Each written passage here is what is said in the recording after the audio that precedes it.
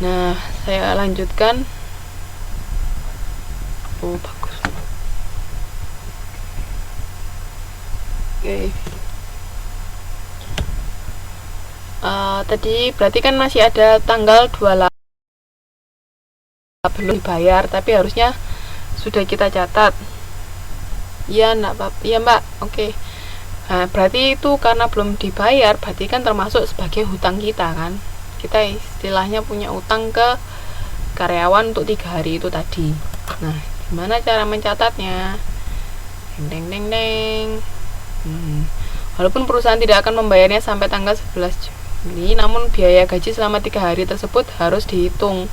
Karena apa? Karena 600.000 itu dibagi untuk 2 minggu. Nah, 2 minggu itu kan ada 2 kali libur kan hitungannya, berarti 12 hari. 600.000 dibagi 12 hari dikalikan 3 hari yang belum dibayarkan. Untuk mencari gaji per harinya kan 600.000 dibagi 12 dulu, ketemunya 50.000 per hari, sedangkan hutang kita adalah 3 hari, makanya dikalikan 3, yaitu jumlahnya ketemu 150.000. Tetap harus diakui sebagai biaya gaji untuk bulan Juni dan harus diakui sebagai kewajiban. Nah, cara mencatatnya seperti ini. Biaya gaji pada hutang gaji. Tadi yang 150.000 itu sudah termasuk beban gaji kita, tapi itu merupakan utang karena kita belum bayar. Nah, kalau yang lain-lain tadi, yang beban gaji yang sudah dibayar, yang tanggal 13 sama tanggal 27 tadi, kita mencatatnya ya beban gaji pada kas karena sudah kita bayar. Sedangkan untuk yang 3 hari ini tadi, karena belum kita bayar, makanya kita mencatat beban gaji pada hutang gaji sebesar 150.000. Paham? Nah, nanti kalau utangnya sudah dibayar bulan berikutnya ya berarti utangnya berkurang sama kasnya berkurang. Udah gitu aja. Jadi nanti misalnya tanggal tanggal berapa, tanggal 13 ya kan, untuk 14 hari itu kan berarti bayarnya 600.000, sedangkan yang 150 kan sudah dicatat sebagai beban gaji, berarti nanti kasnya itu berkurang 600.000, tetap kasnya 600.000 dikredit, sedangkan debitnya itu utang gaji 150.000 sama beban gaji sisanya 450.000. Itu cara mencatat untuk membayar pada tanggal 13 nanti. Paham? Karena yang 150.000 kan sudah dibebankan sebagai beban biaya gaji di bulan Juni. Nah, untuk di bulan Julinya nyatetnya ya hutang gajinya ini sama beban gaji sisanya yang 600, terus kasnya 600.000. Itu cara nyatetnya ketika kita membayar pada tanggal 13 Juli itu tadi, bulan berikutnya. Sampai sini ada yang mau ditanyakan? Paham? Jadi intinya kalau misalnya ada pembayaran gaji per hari untuk per minggu, yaitu berapa hari yang belum kita bayar tapi sudah termasuk akhir bulan, itu harus kita catat sebagai beban gaji kita sama hutang kita, karena itu sebenarnya sudah masuk beban kita tapi belum kita bayar, makanya hutang kita bertambah. Oke, ada yang mau ditanyakan sampai sini?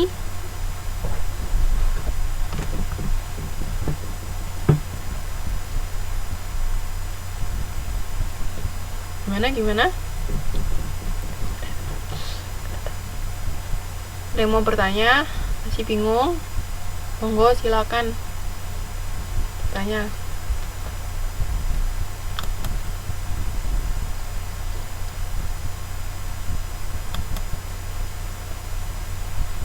Halo, yang lain, suaranya kemana? Ada yang mau bertanya enggak?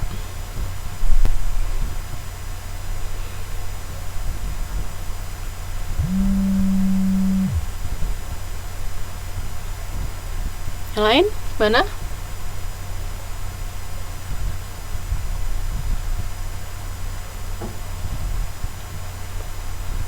Dua orang bilang lanjut. Yang 8 bagaimana? Lanjut? Atau mau tanya dulu?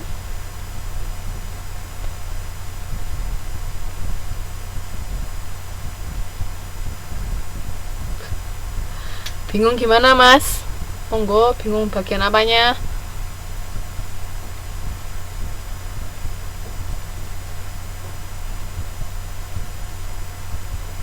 Iya, semua banyak yang bilang lanjut.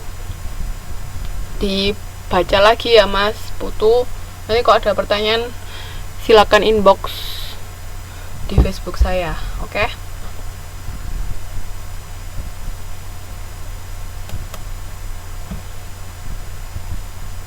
Oke, silakan.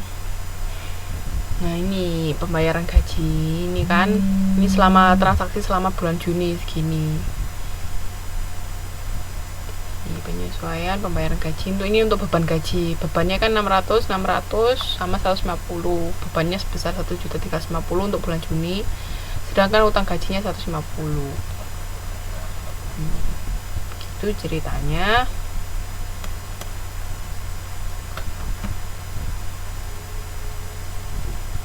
Nah, sekarang yang kelima, pendapatan yang tertagih atau bertambahnya pendapatan. Langsung masuk ke contoh soal.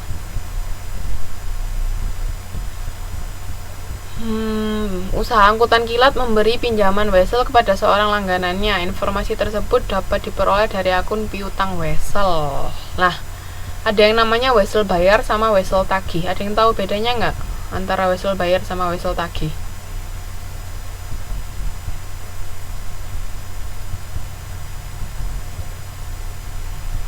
Ada yang tahu bedanya Wesel bayar sama Wesel tagih?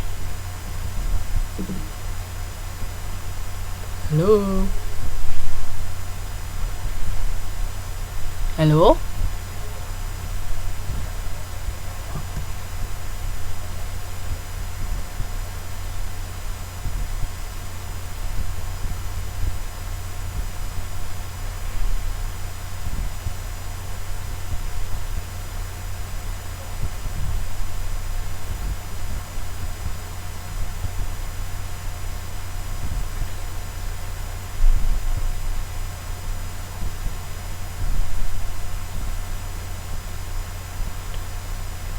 Halo, gimana?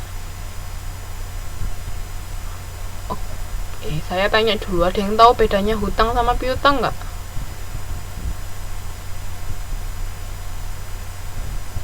Ada yang tahu bedanya hutang sama piutang? Apa bedanya?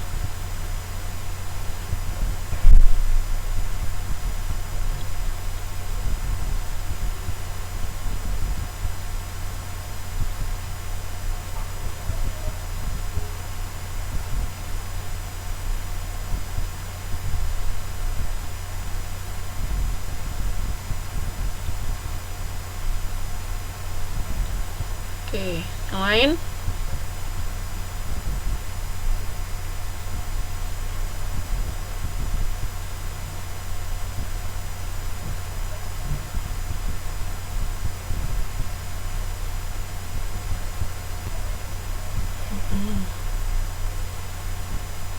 Yang lain gimana? Ada yang tahu bedanya?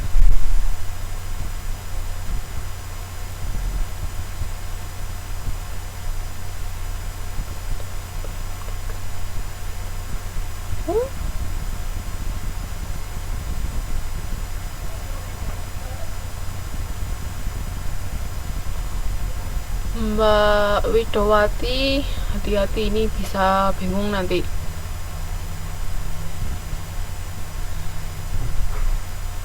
Mbak Widowati, kalau hutang itu kita yang punya pinjaman ke orang lain. Kalau piutang orang lain yang pinjam ke kita. Jadi jangan pakai kata-kata pendapatan yang belum dibayar. Nanti bisa siapa yang belum dibayar? Maksudnya siapa yang belum membayar kan? Hati-hati pakai apa ya, menerjemahkannya hati-hati. Pendapatannya belum dibayar oleh kita belum bayarkan atau sana. Hati-hati ya. Jadi kalau utang itu kita yang orang lain meminjam ke kita, sedangkan kalau piutang kebalik, ya Allah. Kalau utang kita yang meminjam ke orang lain, kalau piutang orang lain yang meminjam ke kita. Nah, sekarang kalau jadi semua sudah tahu ya bedanya hutang